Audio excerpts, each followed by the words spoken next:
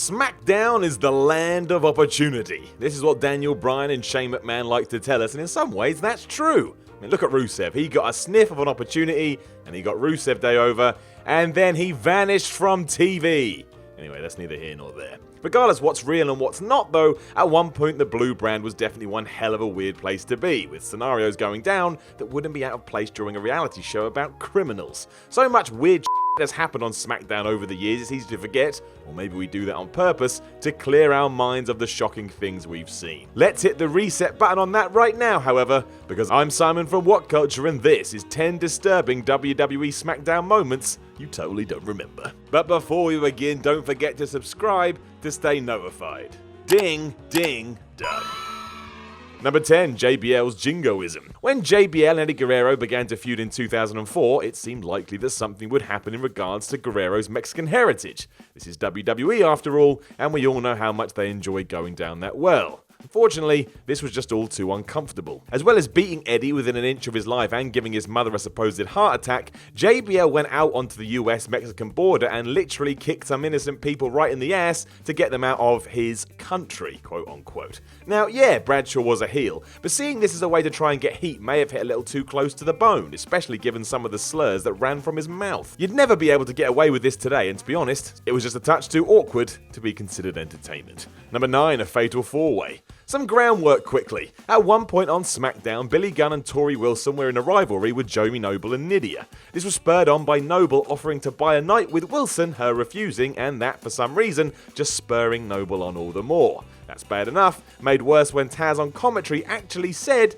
sometimes no means yes. No, it does not, Taz. No, it does not. And right there, no definitely meant no. All this came to a head at Vengeance 2003, where Gunn was defeated by Noble in a match that stipulated Tori had to sleep with the latter if he lost to the former. So all of a sudden, the harassment victim was presented like a willing fool, and it continued to get bad from here. Visiting Noble's hotel room for bucket loads of wine and even more bad WWE comedy, Tori tried to booze her way through it before Nydia and Gunn interjected. It was more nonsense after this, however, as the big payoff was that they all shared a bed together and did whatever it is that they wanted to do.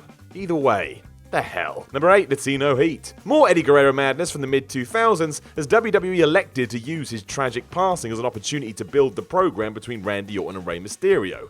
It's difficult to say the least.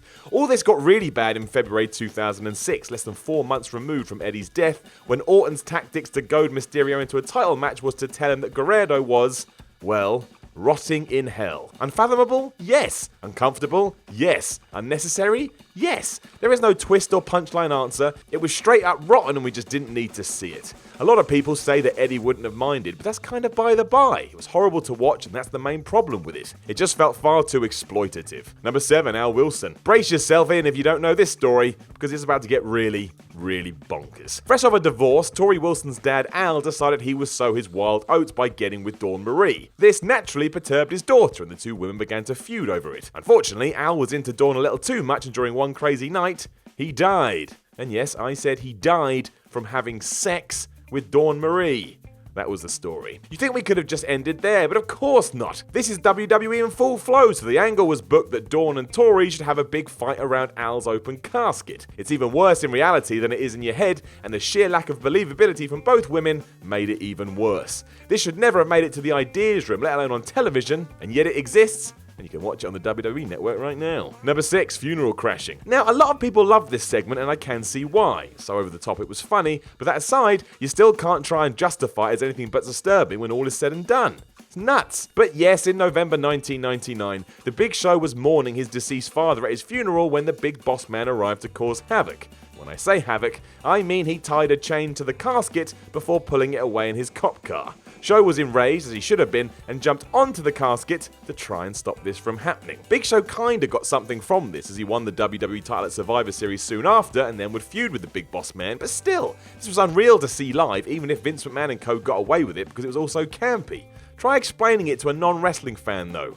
impossible. Number 5. Piggy James. 2 weeks out from Mickie James' ultimate redemption at the 2010 Royal Rumble, the divisive Piggy James storyline pitting her against Michelle McCool and Layla reached its tasteless low point as the two, and Beth Phoenix, were forced to participate in a truly ridiculous angle. The company's real-life fat-shaming of James was bad enough anyway, but it got worse because there was some ludicrous belief that Mickie was somehow overweight. In wrestling terms, it worked because, yeah, the heels deserved to have their asses whooped, and they did, but the vile undercurrent of the reality behind it made it tough to watch. It's too close to the bone, again. The worst part of this was when McCool rammed a cake into James's face as the humiliating scene hit its peak. Seeing Mickie drenched in food and her own tears after all this was horrible, to be honest. It wasn't fun. The segment did masterfully capture the potential horrors of bullying, but did so troublingly from a company with a rich history of doing it for real. James's 20-second win didn't go far enough to balance that all out. Number 4. Stairway to Hell. Zach Gowen's booking in 2003 was basically that of a victim, and this moment was where it dropped even further still. He did have some highlights though. When he was brought into the WWE, he was thrust into a program with a masked Hulk Hogan, who at the time was warring with Mr. McMahon. That's a pretty decent role to be in if you want to get seen. However, from here his amputation, the fact he had one leg, was played more for laughs than it should have been. The real bad stuff coming when Gowen was placed in a contest with Brock Lesnar in which the Beast broke his other leg. Attempting to show McMahon how fierce he could be a week later, Lesnar whipped himself into a frenzy and pushed the wheelchair-bound Gowen down a flight of stairs in a terrifying visual. Unable to protect himself from the steps hitting his face and a chair landing on him, Zach basically had his ass kicked for real. There was no way to fake it. Number 3. McMahon Goes Too Far. Vince McMahon's one-time defense when criticism was thrown against WWE storylines was that the company never went near murder, sex crimes, or anything too serious in nature. Gun, knives, and rape were never used, and seemingly never would be. Then in 2003, McMahon himself mentioned pretty much almost every one of these in a single promo, as if he was actually trying to change his mind on the fly. Stuck in a feud with The Undertaker, McMahon insisted new SmackDown GM Paul Heyman summon the dead man to the show. When Heyman revealed that he'd be absent until Survivor Series, McMahon flipped out and he went way too far with his words. Attempting to portray his obsession with destroying Taker, Vince promised that, and I quote, "Terrorists are going to burn down The Undertaker's house, his children are going to be kidnapped, and his wife is going to be raped by a motorcycle gang right in front of him." He went further, suggesting that if Heyman didn't make sure this happened, McMahon would strangle him to death and then fire him. WWE doesn't mention this much these days. I wonder why.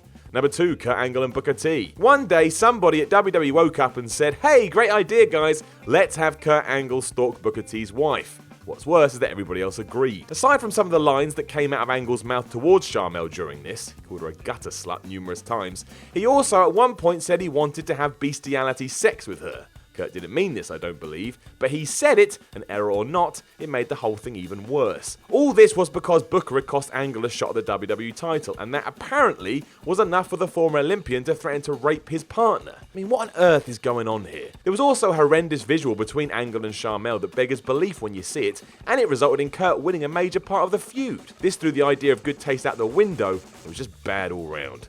Number 1. The Terror. Stephanie McMahon's words on the SmackDown after 9/11 remain confusing and just bizarre to this day. It was almost as if she was making this terrible attack about the McMahon family, but I'll leave that for you to decide. Whereas Vince opened the show with some words designed to try and put hope back into the hearts of a nation if he could, Stephanie decided to go in a totally different direction. Once again, I'm not saying this is 100% what she meant, but it certainly sounded like she was comparing the US government's attempt to convict Vince in his 1994 steroid trial with the terrorist villains that hijacked flights and murdered thousands of innocent people. What made even less sense was that this was a taped interview and yet still aired on the live show, as if no one present realised what a misstep this was. It makes even less sense in 2018, so if you have a clue, please let me know.